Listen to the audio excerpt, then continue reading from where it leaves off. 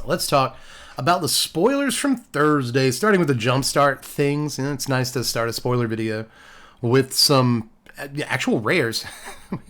We never get to do that. But these are the jumpstart rares, so they're kind of like core setty, intro setty, kind of a little bit.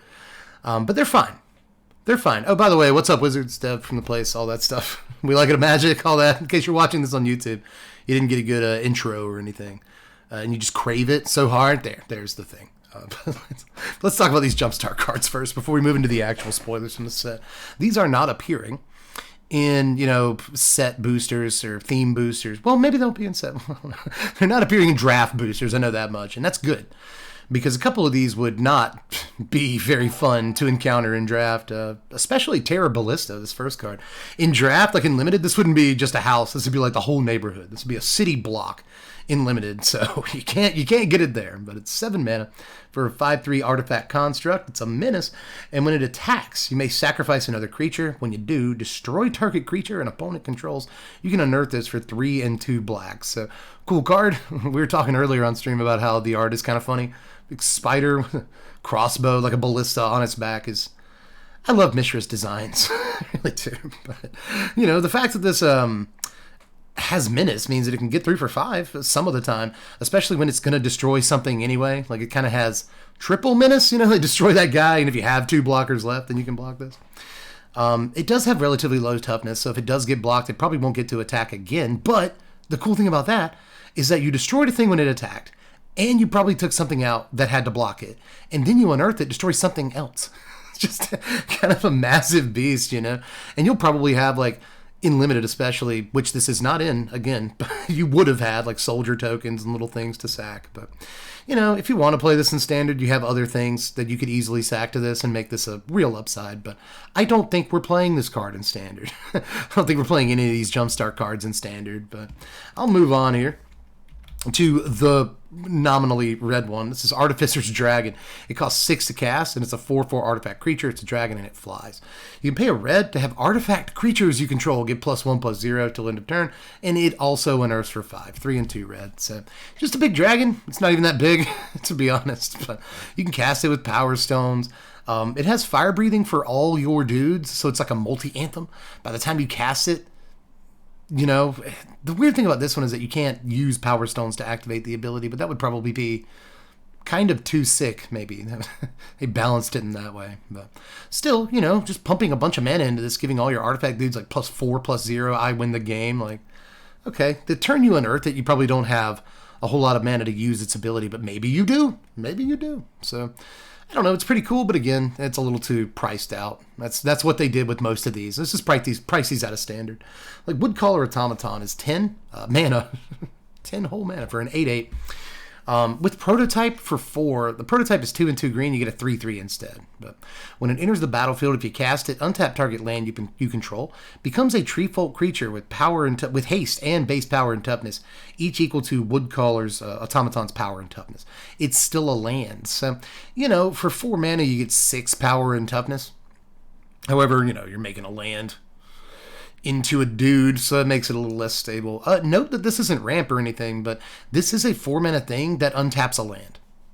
It's still land, so you can cast like a 1 mana thing with it, or maybe hold up like a 1 mana protection spell or something. So these are interesting lines and stuff, but it's not really that good for the most part. But if you are able to throw this into play, you have to cast it. That's the issue. But if you are able to cast this, then you get 16 power. But, for 10 mana, it really ought to just say you win the game, and it doesn't say that. So I'm not too sure about it. At least you get 8 haste power if you do cast it. But,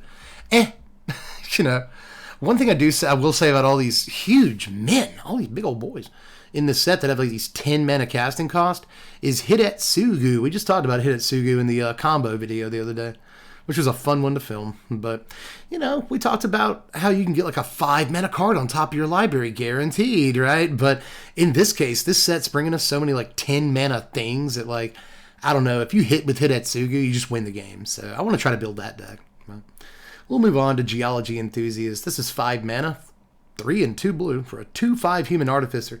At the beginning of your end step, create a tapped Power Stone token, and you can pay 6 to draw a card and put a +1/+1 counter on Enthusiast. This is a neat card. Again, priced out in a lot of ways. I think 5 mana is a little bit much, but at least it pays you a Power Stone token that turn. You can use the Power Stone tokens to help draw the cards. As the game goes on, eventually you'll have enough Power Stones to just activate her ability by itself. So I could see this being neat in like grindy matchups, and it's one that I want to try, but again, I mean, for 5 mana in Standard, you got Invoke Despair. You got cards that say win the game and stuff. I'm just not sure this is where we want to be. And I've been pretty critical of cards lately, but I think this is one that you should be critical of. And it's pretty obvious. It's just not that good of a card, but the abilities are super enticing, so I like it. We'll move on to Rescue Retriever. This is my favorite of these, but I'm still not sure it ends up seeing play. 5 mana is a lot. It's 3 and 2 white for a 3/3 dog soldier with flash. That's neat. And when it ETBs, you put a +1/+1 counter on each other soldier you control. Prevent all damage that would be dealt to other attacking soldiers you control. So this won't necessarily protect your dudes as much on defense, but it does protect your dudes on defense.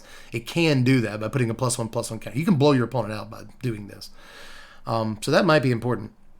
But when you attack in, whether your opponent says no blocks and you flash this in and just do a billion damage, or they do block and suddenly none of your guys die. A bunch of soldiers have vigilance too. I want to throw that out there.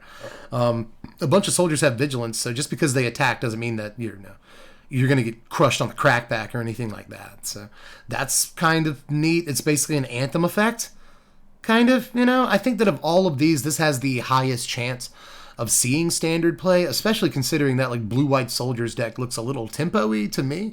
It might want this, but 5 mana is so much. One thing I do like about this is that it's lacking an if you cast it clause. A lot of these, there's one of them on screen right now. So a lot of cards in this. I had to cut a card from yesterday's video, which we'll talk about before we get to the cards from today, because I realized that I had missed that it has an if you cast it trigger. So yeah, this you can reanimate this or whatever, and get the +1/+1 counters, which is kind of neat. So they threw flash on it. Altogether, the card is cool, but 5 mana is so much, dude. 5 mana is a ridiculous amount of mana. So, but I mean, it's probably the best of all of these in a vacuum. So, but let's go down rather than up. Sorry for the scroll, everybody, and talk about at least a card or two that I haven't gotten to just yet. Some of these are going to be in best of the rest, but there's at least one or two that I want to get to tonight. And one of them is Cityscape Leveler. This is 8 mana for an 8/8 artifact creature. It's construct. It has trample. When you cast this spell, and whenever Cityscape Leveler attacks, destroy up to 1 target non-land permanent. Its controller creates a tapped Power Stone token. You can unearth this for 8. So remember that unearth is an activated ability, so you can use Power Stones to do that, which is kind of nice. But you can also use Power Stones to help cast this. But even outside of Power Stones helping you cast this, like in a true Standard deck, I think this might be one of the better ramp goals, like ramp payoffs in the entire format. I mean, it's up there with Titan of Industry. It costs 1 more than Titan, and it destroys 1 less thing, but it does say non-land permanent, and I don't really care, especially when we're at the point in the game where we have 8 mana to spend. I don't really care if I give my opponent a Power Stone 9 times out of 10. So it's got trample. Opponent is heavily incentivized to kill this thing. If they don't, it tramples over and destroys something every time it attacks. It's just like, it reminds me of a better Meteor Golem in a lot of ways. Meteor Golem's not the best card in the world, but, this is still a nice little thing. This is still a nice little card. And when you unearth it, if you have the mana to do it, when you unearth it and you attack, assuming your opponent doesn't have the removal immediately, you attack, then you get to destroy something. So, like, this thing is just really stacked in a lot of ways. You can't, like, invoke Justice and get, a destroy trigger immediately. But it's still not the worst Invoke Justice target in the entire world. You'll end up getting a 12/12 if it's the only creature. Next turn, it tramples over and kills something if the opponent doesn't immediately have an answer, and they might not. So, just kind of a dumb card. Just kind of silly. It's not Ugin the Spirit Dragon, but, in terms of a card that costs 8 mana that I'm willing to try to ramp to in Standard, this is about the level I'd want it to be. So, and once it's in the yard, it's still not dealt with entirely. So I actually think this card is pretty sick in a lot of ways. And I've seen some people discounting it, but there are other people on the internet saying like, oh no, this card is very good. And I kind of side with them. I know that 8 mana is a lot, but format's looking really mid-range. And this set with all of its, 8, 10, 12 mana ridiculous things are probably going to either push the format into a more mid-range space even than now, or all these 8 mana things are going to have no relevance whatsoever. And I actually don't think that's the case this time around. But there's another card that we haven't talked about. Actually, there's two more cards we haven't talked about yet that I'd like to discuss. Hold on. I have to clear my throat for a bit. I want to talk about Arms Race. This is a goofy card. It looks goofy at least, but the card might actually be really sick. Get out of here, ad. But Arms Race is 4 mana. It's 3 and a red for an enchantment. You can pay 3 and a red. You may put an artifact card from your hand onto the battlefield. The artifact gains haste. Sacrifice it at the beginning of the next end step. So it's sneak attack, but for artifacts. Interesting. Cost a lot more mana than sneak attack, all things considered. The activated ability, cost 8 mana to use the turn it comes into play, which is probably not going to happen early in the game ever. Even if you have Power Stones or whatever, it's not going to happen until 5. Turn 4, 5, 6, something like that. So if you ramp into it on 3, you can drop something on 4. It's going to take your entire turn, more or less. But you can drop, like that new Meteor Golem that we just looked at. You can drop that guy. Note that you won't get an enter the battlefield trigger. It's cast trigger, but you'll immediately attack with it, right? And get to blow something up. So just that is good enough. But there are a couple of things, just in this set alone, regardless, not to mention standard at large, that I could see wanting to do with this. There's a lot of huge stuff just in this set. But, in Commander, maybe this sees a little bit of play too because it's just silly, just a silly card. But there's probably all kinds of dumb stuff to do with it. Note that you can, by the way, use it on your opponent's turn. You can do that if you want to. If they swing in, you can do it. But, mostly you're going to be attacking with whatever you throw down. But there's plenty of artifacts with ETB triggers or dies triggers or that have like a one-time use on them, but they cost 1 million mana that you can throw down with this in Commander. So it's a nice little card, and it might... People are talking about whether or not this is going to see standard play, and it might. It might, especially with that, giant destroy a thing golem running around like that. That's dangerous. But there is one more that I want to look at before we move up to today's cards for real, and that's Blade Whip Transmogrant. I have not looked at this card yet, and I had somebody in the comment section ask about this card.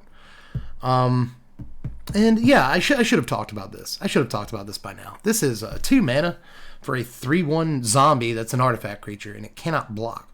You can pay 4 and 2 black to return it from the graveyard to the battlefield with a +1/+1 counter. This ability costs 4 less to activate if an opponent controls 4 or more non-basic lands. Very, very good card, I think. The next in a long line of Skyclave Shades and stuff that comes back from your graveyard. It even has the type zombie. I like all these artifact creatures that have a prominent or relevant creature type. We just saw an artifact dragon. And we've seen artifacts with other relevant types this set. I think that's kind of nice. It can't block as usual, right? But I don't think there's going to be a whole lot of games in Standard unless you're up against like monocolored aggro. I don't think there's going to be a lot of games in Standard where this costs the full 6 to activate. There's a lot of Domain in Standard. Even decks that don't play Domain play Triomes. And even decks that don't play Triomes play, slow lands and dual lands, like the pain lands and stuff. They'll play sometimes Field of Ruin and whatever. So it might take a little bit longer in those games to get to activate this for 2 black, but you'll still eventually do it in most games of Magic and Standard. So actually very good. Every time a card like this is in Standard, it's good. You can cast it. You can't get it back from the graveyard, but you can cast it off of pain land mana, which I think is kind of cool. I think that's going to matter greatly to some of these artifact aggro decks in Standard. So just a sick little card, man. Not Tenacious Underdog is the problem. Is that the name of this card isn't Tenacious Underdog, and it doesn't have Tenacious Underdog's text box. So if there's one thing going against it in Standard, it's that.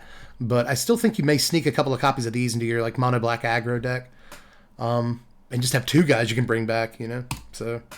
Really, really sick thing right there. But let's move up to today's cards. Let's try to do that with minimal scrolling so as not to hurt everyone's eyes. Those are Commander cards. All right, Symmetry Matrix is the first card we haven't talked about. So let's just go at it in, I guess, chronological order according to Mythic Spoiler. And look at Symmetry Matrix. I have talked about a few cards in the set that look good for Commander and not great for competitive formats, and this is the epitome of that. Symmetry Matrix is 4 mana for an artifact. Whenever a creature with power equal to its toughness enters the battlefield under your control, you may pay 1. If you do, draw yourself a card there, Slick. This is actually alright. Like, I mean, again, in Standard, maybe not so much. Right? In Standard, maybe not so much. You can pay for this with Power Stones. You can pay for the triggered ability with Power Stones, so that's kind of nice. But even then, I think that this is probably a do-nothing 4-mana card, which basically means that you will die when you try to drop this card. Some of the time, you know. There are 4-mana do-nothings that have been sort of pseudo-successful from time to time. Hallowed Haunting comes to mind. But, you know, a card like this, I'm not too sure that in competitive Magic, this is necessarily where you want to be. But I will also say that in a control... I know it sounds weird to say control deck. Because, you know, you want to play this in mid-range or something, right? Or aggro, but no, you don't play this in aggro. I promise you. Newer players. But no, in control decks, especially nowadays, control decks tend to be loaded up with planeswalkers. Especially planeswalkers that create creatures. Wandering Emperor creates creatures. The new Saheeli creates 2 Thopters, which is very interesting because there's no how many times a turn this triggers thing. So if you have the new Saheeli, you make 2 Thopters, pay 2, draw 2, which is ridiculous. Sorin, the Mirthless, makes creatures. Sometimes that sees a good amount of play. Kaito Shizuki makes creatures, sees a good amount of play. So, and there's more than that, obviously. So, just, you know, Planeswalker gets, or a control deck gets down a Planeswalker, and suddenly they can draw a card for at a really minimal cost, as long as this thing's on the table. But the upfront cost to get it out, the investment is relatively high. So, I don't know about this in competitive. I've been talking about it a little bit too long, but in Commander, I assume this shines like gold. It's a very decent card there, I assume. So, and it's neat too, you know. Don't see a whole lot of love for symmetrical creatures, but here we are. I think it's a neat card. Move on to Deadly Riposte. This is 2 mana, 1 and a white for an instant with a mini Wandering Emperor ability on it. Speak her name. She appears. Riposte deals 3 damage to target tapped creature, and you gain 2 life. So this isn't Exile target a tapped creature or anything. That would be too good. But would it really? I'm not too sure. But still, it would be very good. This is at least limited playable. I don't know if it's standard playable, but I get the feeling that it is standard sideboard playable. Or that mono white or some other white-based control decks might sneak a copy of this into the main deck, but I doubt it in a lot of ways. When this card is dead, it's like really bad, and I do think there's matchups it's effectively dead in. So, in best of 3, I think with this card we'll see its some play as a sideboard thing. If mono red is really fast, you know, some red-based aggro deck, because this is very good against like turn 2 bloodthirsty adversary. You feel like a king or queen playing this thing, but. Or like they play Thundering Raiju or something, and they try to get in. Like they get in, Thundering Raiju's ability, you know, pops off. You Deadly Riposte. You feel all right about it, but otherwise, probably not worth the slot in a lot of main decks. But it might do a little bit of role playing work here and there. But Steel Exemplar is next. This is 5 mana for a 4/4 artifact creature. It's a wizard, and it has trample. When it ETBs with 2+1/+1 counters on it, unless 2 or more colors of mana were spent to cast it. That's kind of neat. So if you spend pretty much just colorless mana on this, save for a mana, you know, like you can spend green and 4 colorless on this. You have 6/6. But, you know, in limited, if you do have to spend mana, like a green and a blue to cast this or something, then 5 mana 4/4 trample could be worse, but it could be better. So. Not going to spend too long on this. This obviously sees no play outside of limited, but it's a neat limited card. Gwenna is an interesting one. This is interesting card alert. Look up. Gwenna, Eyes of Gaia. It's 3 mana, 2 and a green for a 2/3 legendary creature. It's an elf druid scout. You can tap it to add 2 mana in any combination of colors. Spend this mana only to cast creature spells or activate abilities of a creature or a creature card in your hand or graveyard or whatever. Whenever you cast a creature spell with power 5 or greater, put a +1/+1 counter on Gwenna, Eyes of Gaia, whatever, and untap it. So, just get the elephant out of this room. It's 3 mana 2/3 in standard, and usually those are terrible, especially in a lightning strike standard. It can be cut down. That's not good. But if those things don't happen, Get out of the way. If those things don't happen. This ramps you from 3 to 6, assuming you drop a land. And being able to cast a 6-drop and untap it and then cast like a 2-drop or activate an ability or whatever is kind of dumb. Like, the card is summarily powered down. That's what we call fair. That's what we call fair. I know that some people are going to be like, oh, it dies to cut down, so it's gonna happen every game, and that makes it a bad card. No, it makes it fair. It makes it fair, because if you untap with this card, you don't win the game or anything, but it's like the best ramp card in Standard. You know, so being able to untap this is just ungodly. It's just ridiculous. And you have to start looking at, you know, well, what costs 5 mana in Standard? I can have as much as 6 if I drop a land, but assuming I don't drop the land on turn 4, I have 5 mana, guaranteed, if I untap with Gwenna. What costs 5 and has 5 power? Lots of stuff, like so many things. So I think it's pretty good, and if it gets even 1/1/1 counter, it's out of lightning strike range, it's out of cut down range, it becomes a much better creature for the mana cost in that situation. So I like it, man.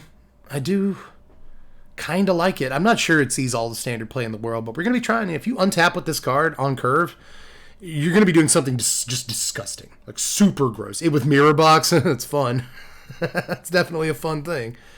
God, 2 of these out would be sick. But they tried to power it down because it only casts creatures or activates things, but what do I want to cast for 6 mana in my ramp deck? A big fat creature, so sure, Haas, let's go. But let's move on to Horned Stone Seeker here. This is a Horny Stone Seeker. He's all bricked up. This is 2 mana, 1 and a red for a 2/2 lizard with menace. And when it ETBs, you get a tapped Power Stone token, but when he leaves the battlefield, you gotta sack a Power Stone. I like this with things that trigger when you sacrifice a permanent. This is an interesting way to sacrifice a permanent. Because, you know, you sacrifice this guy to something, and you sacrifice the Power Stone, you get 2 sack triggers. Well, it's kind of cool, but that's probably not going to happen very often. 2 mana, 2/2 menace, so it's got a keyword ability too. It didn't have to have that. Create a Power Stone? Okay. Pretty cool. Again, I don't think this is as good as like a Riveteer's Requisitioner, but it might be, you know. Think of it this way. I know a lot of people are saying this card is like really good utility, and it probably is, to be honest. But how many green creatures are like, you know, 2 mana, 2/2, tap out a green, and like they're not that impressive? They're really not. So this guy is a lot more than that because he creates another permanent. You know, like Bloodtithe Harvester is awesome because it's a 2 mana 3/2 that also puts more value on the board. The problem is, if the Harvester dies, you get to keep some of the value he left. When this dies, you don't. So there's that. Also, it leaves the battlefield, so if it gets exiled or bounced or whatever, you still have to sack Power Stone. It's just, I don't know. But it does put another permanent on the table, and there's a lot of ways to abuse that. There's a lot of ways to abuse the sack trigger. So, like, maybe. But if it does see play, it's going to probably be doing something weird to maximize its value, you know? But it's a cool card. Great, I assume, in Limited, where 2 mana, 2/2 in red is kind of bread and butter. They threw a keyword ability on it, and it does more stuff. Like, yeah, sure, play that. Every copy of that card you get. But let's move on to Sarenth Steel Seeker. This is 2 mana, 1 and a green for a 1/2 Human Artificer Scout. And whenever an artifact enters the battlefield under your control, you look at the top card of your library. If it's a land card, you may reveal it, put it into your hand. If you don't put the card into your hand, you may put it into your graveyard. Note that this just triggers over and over. This doesn't only trigger once a turn. I'm kind of surprised by that. Usually they show more restraint than this. Also, it's not whenever you cast an artifact. It's whenever an artifact enters the battlefield under your control, regardless of whether it's a token, treasure, whatever. So, neat. Actually, kind of neat. I want to say this card is good, but, you know, the artifact aggro deck is looking at least green, if not green-white, nowadays. Probably green-white. And this isn't aggro enough to go in it. Even if it was a 2 mana 2/2, I don't know if it would be aggro enough. But, you know, in a kind of a mid-range deck that either plays an artifact every turn or multiple artifacts, hopefully, or maybe has leads up to one big turn where it goes off and plays like 4, 5, 6 artifacts, or, you know, you play a card like, say, Blood Fountain. You know, you get 2 triggers off a Blood Fountain. If you have this card out, like, value like that looks really, really good. And by the way, the fact that you get to put a card into your graveyard if it's not a land, that's also really good. I could see that being very good. So, you know, And don't count this out of seeing play in like the Sylph mill green-black decks. I know it doesn't mill anything when it comes into play, but, you know, old Rutstein making a treasure token or something. And put a card in your yard. Or hit a land drop. And various other things. So, I don't know. The problem is going to be finding a true home for this card, but don't be mistaken. This is a ton of value. This can put multiple cards in your hand per turn. And that could be disgusting, especially in the right commander deck. But in standard, I think it's possible to juice the value on this to a level that you're just putting like 2 cards in your hand per turn. And that's kind of very gross, you know, so don't count it out.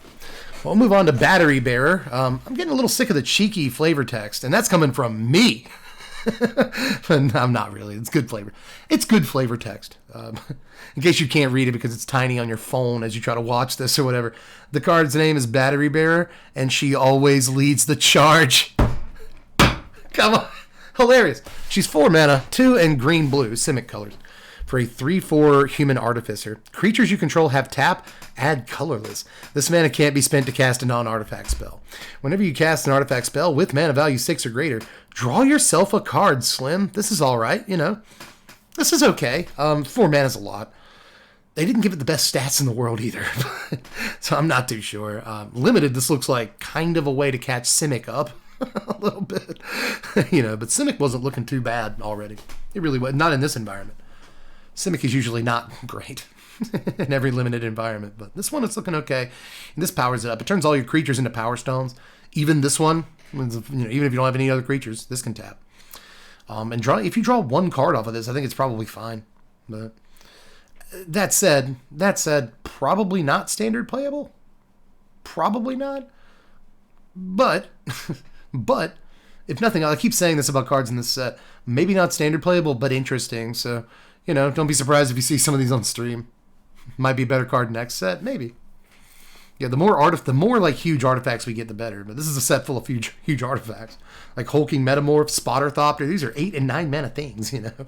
Metamorph is 9 mana for a 7/7 shapeshifter artifact creature, or you can prototype it in for 4, 2, and 2 blue, and you get a 3/3. You may have Hulking Metamorph enter the battlefield as a copy of an artifact or creature you control, except it's an artifact creature in addition to its other types, and its power and toughness are equal to Hulking Metamorph's power and toughness. Is this actually kind of good? Is this actually just, yeah, woo, clone, somebody said, yeah, is this just a decent clone?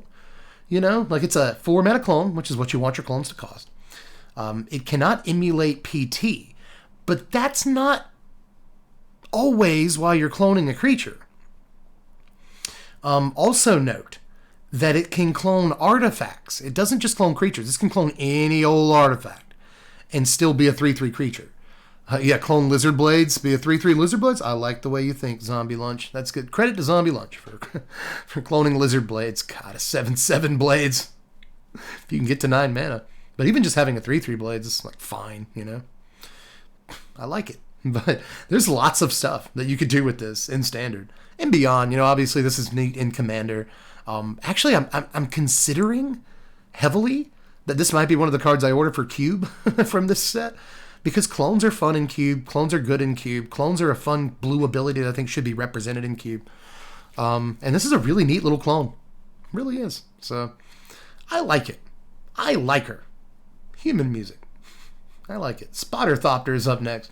This is 8 mana for a 4/5 Thop with also has prototype. You can pay 3 and a blue for a 2/3 if you want to. It has flying. When BTB scry X, X is its power.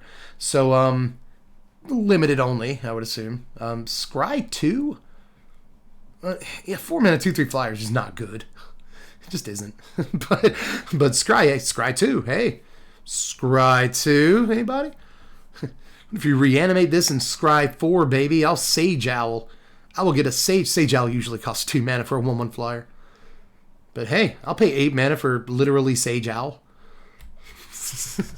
No, I won't. Defabricate is up next. This is 2 mana, 1 and a blue for an instant. Choose one. Either annul, sort of, annul with Exile. Counter target artifact or enchantment spell. If you counter a spell that way, exile it. And then you could also counter an activated or triggered ability. So it's an annul that costs 1 more mana and exiles, but it's also a stifle that costs 1 more mana. So the card is good. The card is just good. The card is just good. It really is. older formats already have Stifle.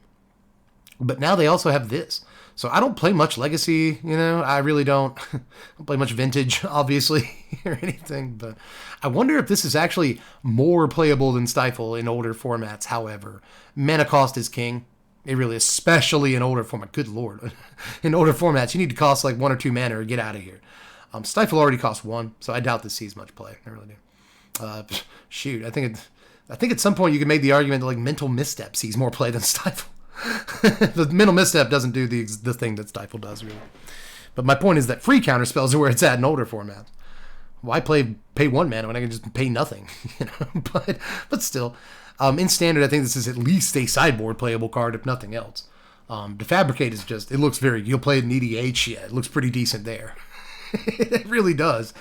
Defab is, despite the name, it is a pretty fabulous card. I like it a good bit. I think I reached a bit for that joke, but I'll tell you, Defabricate is one of the better uncommons in a set full of jacked uncommons. A lot of people don't understand how good like little role players like this, or how good the Stifle text is. It's unbelievable. It is, but probably not super main deckable either. But let's look at Titania's command. Remember when we saw all the other commands? We were like, man, the green one must be really good. No. Maybe it's better than I think. It's 6 mana, though. At sorcery speed. 4 and 2 green for a sorcery. Choose 2. Exile target player's graveyard. You gain a life for each card exiled this way. Neat. You can also search your library for up to 2 land cards. Put them onto the battlefield, tap, then shuffle. You can also create 2/2 green bear creature tokens. Or you can also put 2 +1/+1 counters on each creature you control. 6 mana. Man, 6 mana is like so freaking much. But I will say, you're searching your library for 2 lands, not basics or anything, just 2 lands, putting on the battlefield. You're ramping from 6 to 8, which in the upcoming format, there's actually a reason to do that. Usually the joke is like, well, I already have 6. Why do I need 8? No, you do need that. It ramps you into that new meteor golem that we looked at. It ramps you into 8. It's actually kind of good.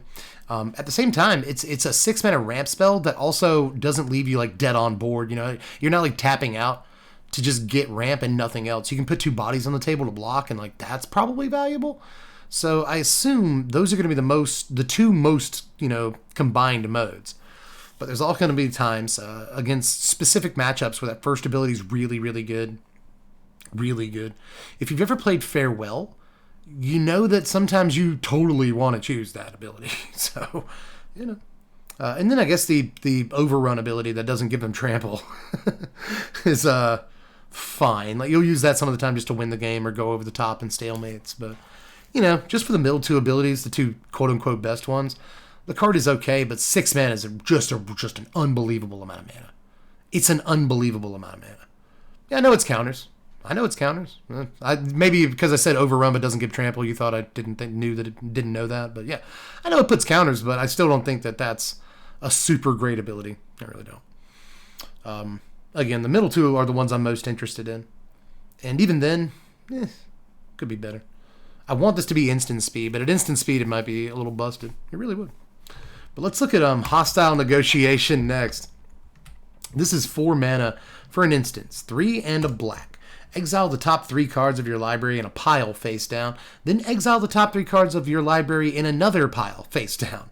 You look at the cards and turn a pile of your choice face up. Target opponent chooses a pile. Put that pile into your hand and the other pile into your graveyard. You lose 3 life. So black or fiction is basically what this card is. I think it's sick. Like losing 3 life is a hit. That's not great, but like that's not the important part. Just shut up. Don't even notice that part because your life is a resource. A lot of times I don't think you'll care that much. I love this. Feels like a black factor fiction, right? Because like the mind games, like you turn one of those piles face up so your opponent can see that pile, but they can't see the other pile, right? They don't know what's in that other pile. And like, what a decision. What mind games that is. And, it forces an interesting decision on not just your opponent, but you too. So I like this card. It puts 3 cards in your hand. This puts 3 cards in your hand. at instant speed for 4 mana, and it's super easy to cast, so it's splashable in 3 and 4 color decks. I think this card is actually quite good. You think this card is the best card in the set, Oki? And that's Oki saying that too. Oki is a very trustable opinion. I think this might be up there. I think this is in the top 10 cards in the set. And yeah, it's interesting skill testing. One of the reasons Factor Fiction was good, especially back in the day, is because it forced a decision on your opponent that was very difficult to make, especially even for very high level players. And this does that too, but not the same way Factor Fiction does. Factor Fiction was kind of the inverse in a way of this. Factor Fiction, reveal the top 5 cards. An opponent separates them into 2 piles. Put one of them in your hand, the other in your graveyard. So your opponent makes the piles. You both get to see all of the cards involved, So the decision is different, and I think the decision is harder for your opponent in this case, even than it was for Factor Fiction, So, not separate, yeah. So,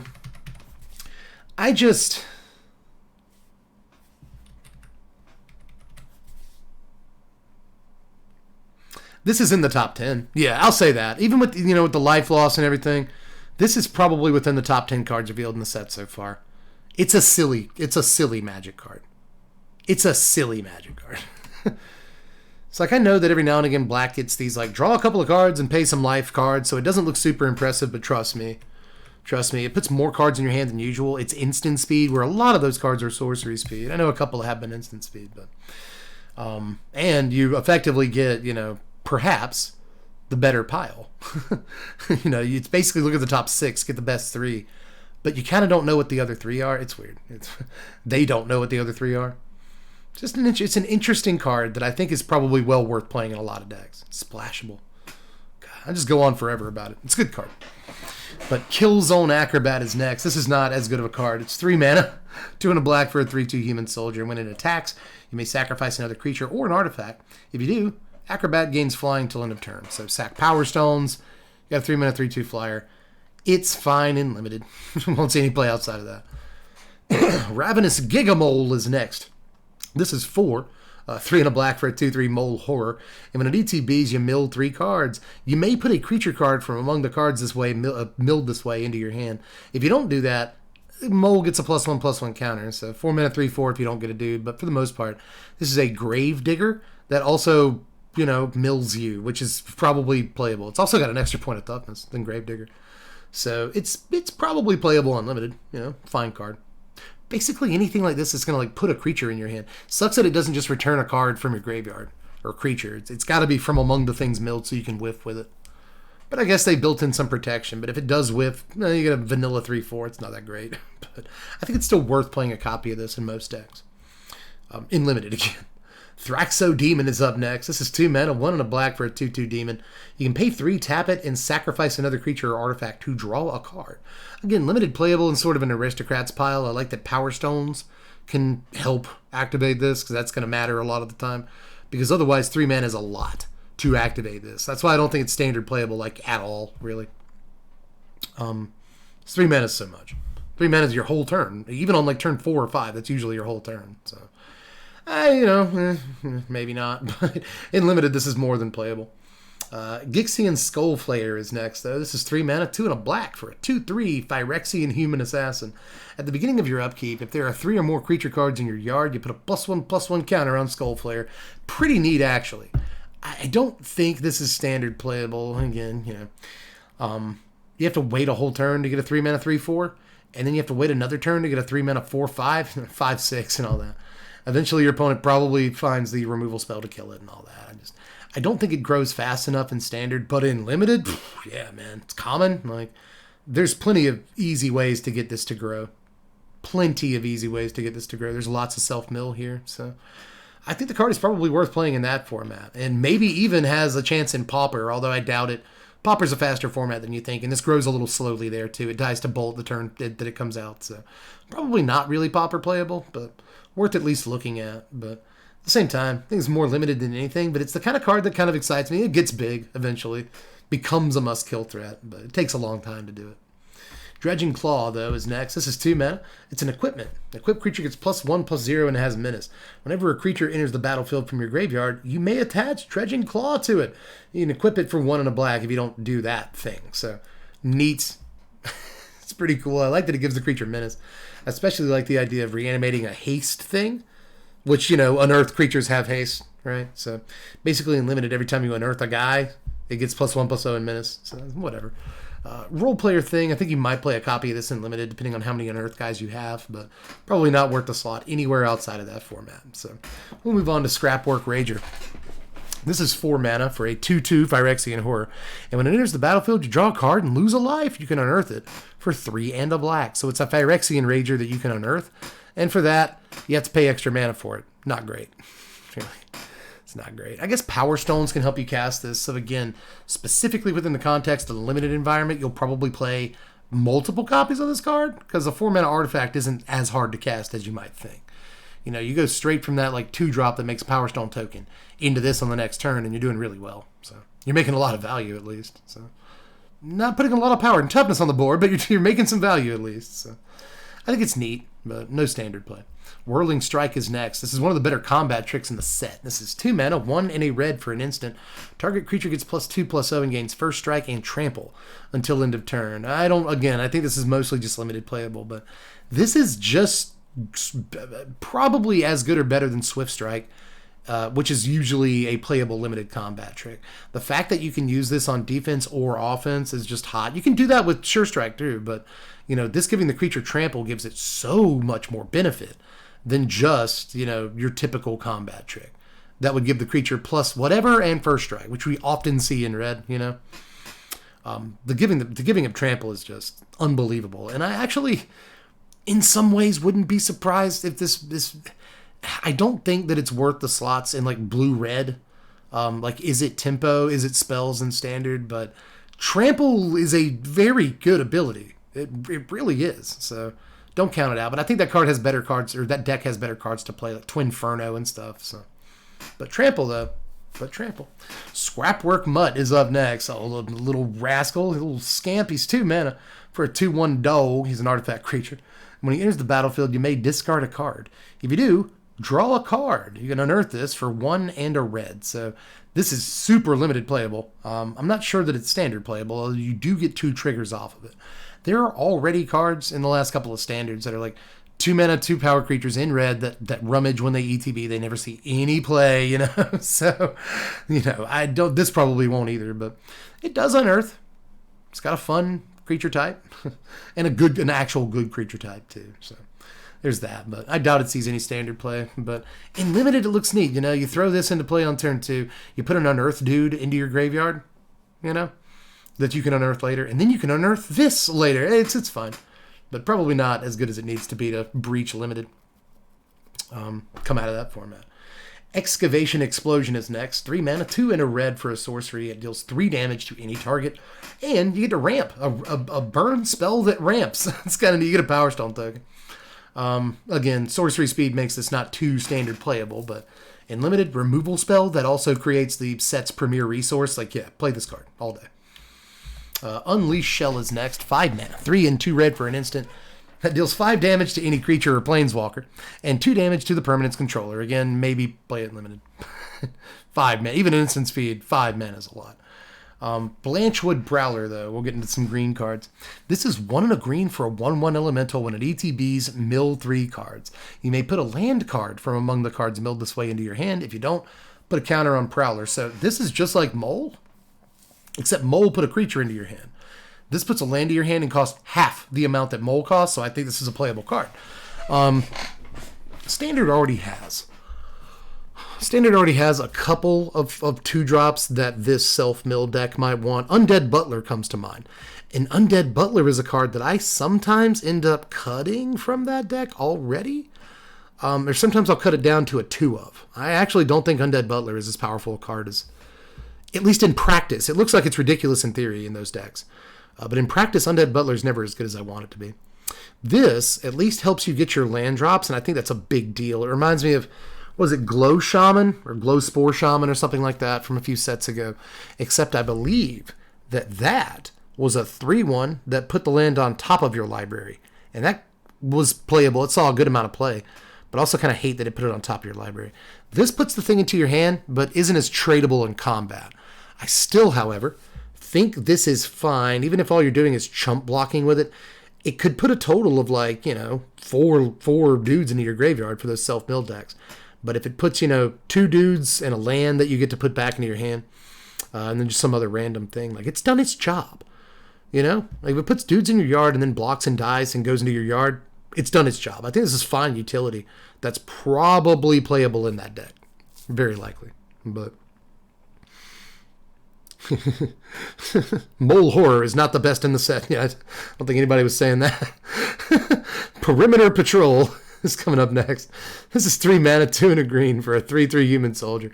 Whenever an artifact enters the battlefield under your control, patrol gets +1. It's hard to say. Gets +1/+0 till end of turn. Again, in limited, 3 mana, 3/3 is like sort of, kind of just playable on its own. And then it can become a 4 or 5. You play an artifact that also creates a Power Stone token and it swings for 5. Like, let's go. It could be pretty decent. It's like a bread and butter common for green decks. I will say they made an artifact set, and for like the first time ever, they made an artifact set and green is not powered down. Like, green looks pretty good. But Shoot Down is next. This is already a card, but it costs 1 extra mana and an Exile. Shoot Down is 4 mana, 3 and a green for a sorcery. Exile target artifact, enchantment, or creature with flying. So yeah, we've seen this card a million times, but this time it exiles, so it had to cost 1 extra mana. This is probably main deck playable in limited. Make no mistake. This card is almost certainly main deck playable in limited, not even close. Exile target artifact is almost exile target creature in this environment, so play that card. But Koilos Rock is up next. This is 5 mana, 4 and a blue for a 3/3 bird with flash and flying. When it ETBs, you get a Power Stone token. How creative. It is huge in comparison to that airship, isn't it? Jeez. Is that how big a 3/3 is? I feel like power toughness scaling is off some of the time. But anyway. Flash and flying on a 5 mana 3/3 is tried and true. We see these every now and again in limited. But in this case, you get a Power Stone with flash. So end of your opponent's turn. You're kind of getting an untapped Power Stone is how I want to read this card. Sort of. Kind of. That's not bad. But I still don't know how playable it is. Let's move on to Weak Stone Subjugation. This is a blue mana for an aura. Enchant artifact or creature. When it ETBs, you may pay 3. If you do, tap enchanted permanent. Enchanted permanent don't untap during its controller's untap step. So this enchants a permanent and not just a creature. So it's not just bind the monster or some other 1 blue thing like that, But it is still pretty bad. I think Witness Protection is probably the better card if you're trying to play a card like this. So there's that, But ultimately, this is not great, I don't think. So let's move on to Combat Courier. This looks neat. This is just a single mana, whatever color you want, for a 1/1 artifact creature that's a construct. You can pay 2 and sack it to draw a card, and you can unearth it for a blue mana. I like this card a lot. I like it a lot. It's an egg. It's a 1 mana artifact that pops to draw a card. It feels like an egg. You can break it to do a thing. So it's eggy. Late in the game, you can maybe even get an attack with it, but late in the game, you can basically pay 3 to draw another card. So what this kind of feels like?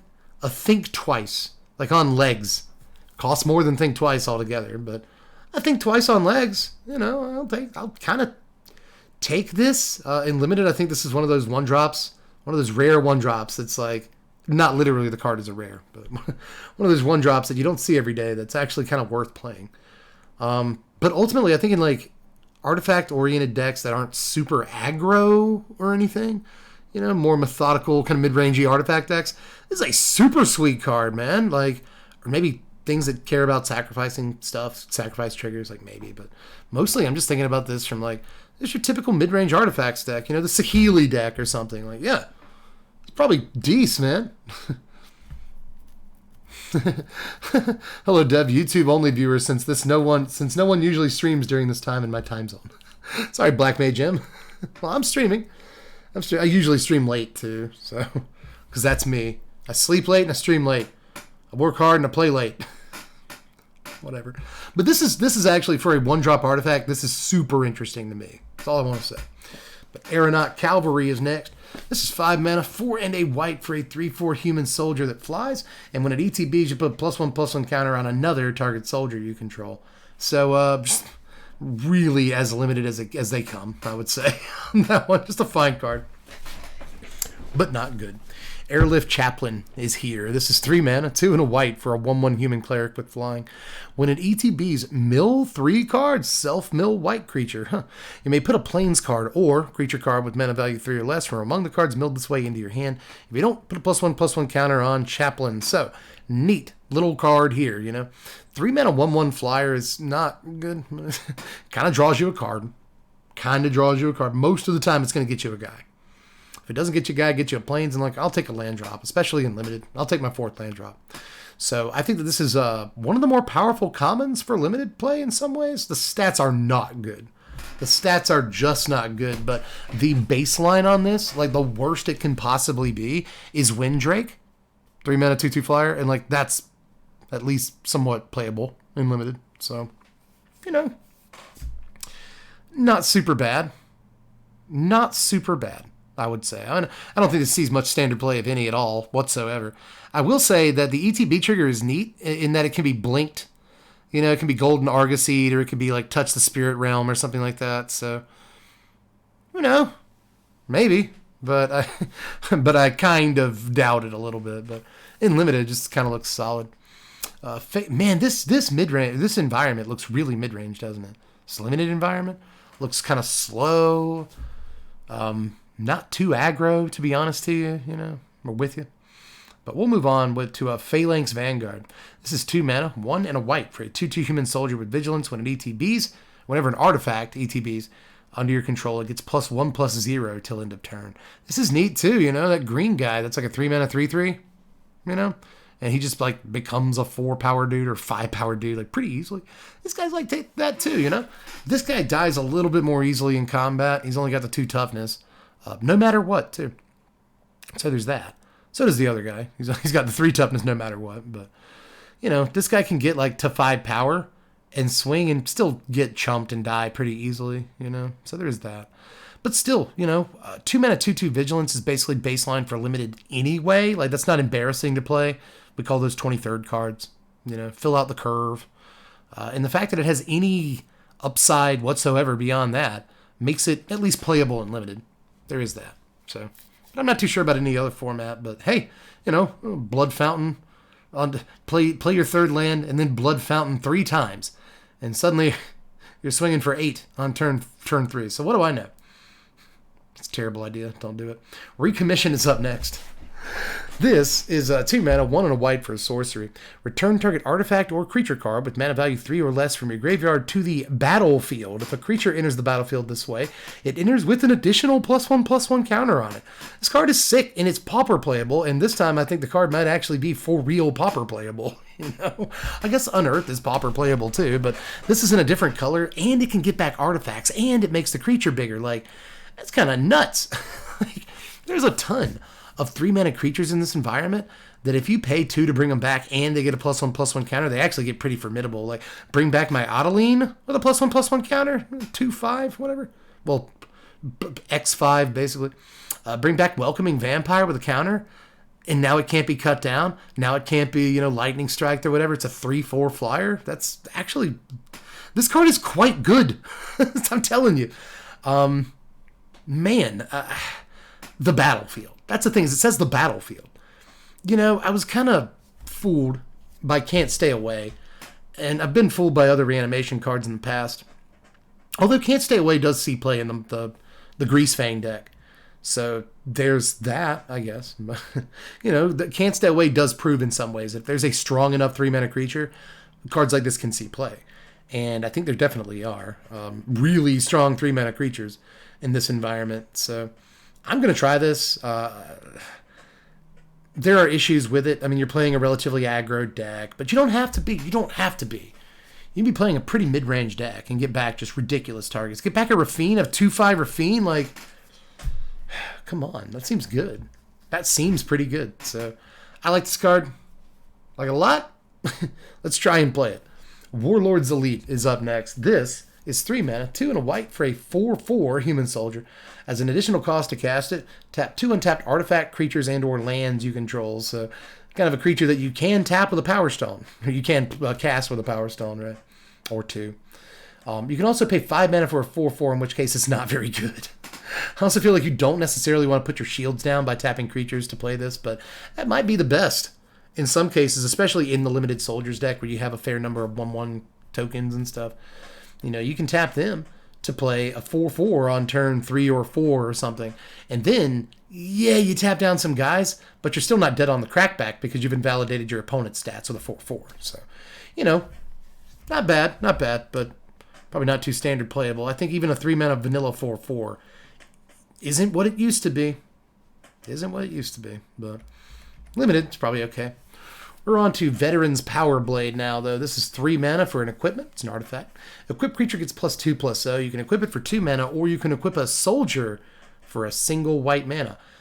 If this needs to just be a better Bone Splitter for soldiers. That's, I think, the mark they should have hit, but it's not. It costs 1 more mana than Bone Splitter. It even costs mana of color. You can't equip it with like a Power Stone token or anything. It costs white mana to equip this to a soldier. So I think they actually missed the mark in multiple ways on this.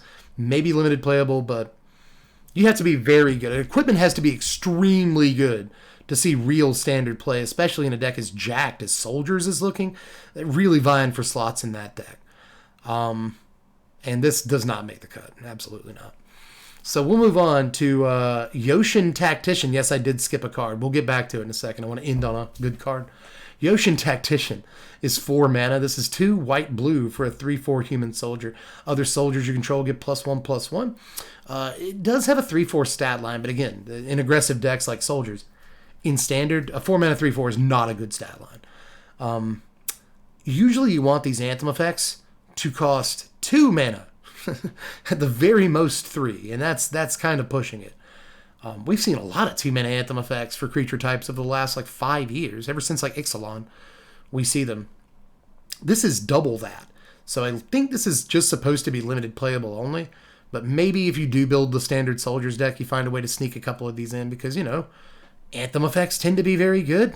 They really do. Obviously, what a statement, Dev. But 4 mana is 4 mana is a lot. It really is. But maybe you play it. We'll move on, though, to Meticulous Excavation. This is a white mana for an enchantment that is commander playable. You can pay 2 and a white to return target permanent you control to its owner's hand.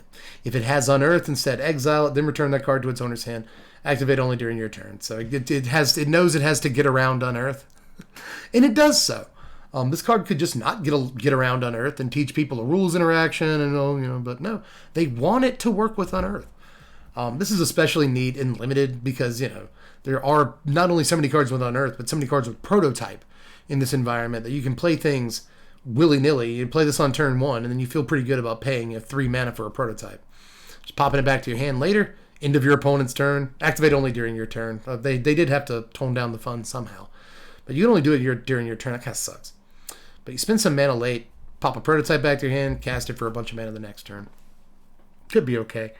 But I'm most interested in the commander applications of a 1 mana piece like this. Activated ability is relatively expensive, but you know, Power Stones and commander. No.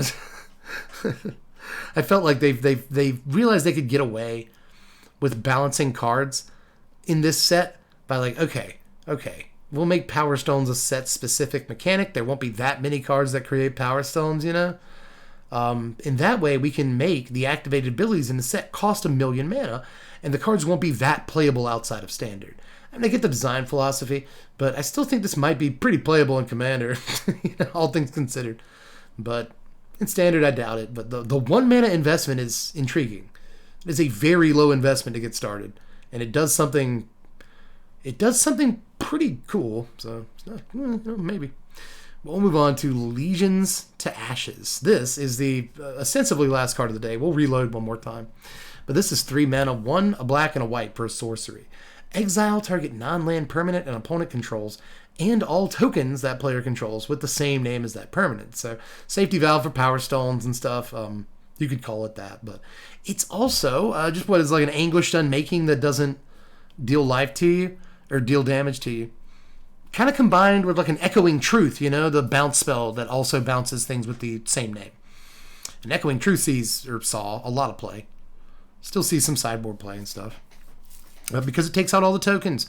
You know, this takes out ostensibly all the treasures. If you are dumb enough to target a treasure, don't do that, because it'll just pop the treasure and the spell will fizzle. So don't do that. But it kills all the power stones.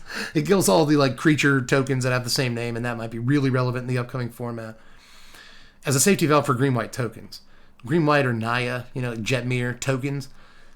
It actually seems like a very good deck. It's all over Arena right now. And this is a nice little safety valve for that. So, sorcery speed is a little bit lame, but I still think the card is pretty playable in this environment. So I think this is one of the more standard playable cards we've seen today. And we saw a couple of more powerful cards, yes. The Black Factor Fiction is more powerful.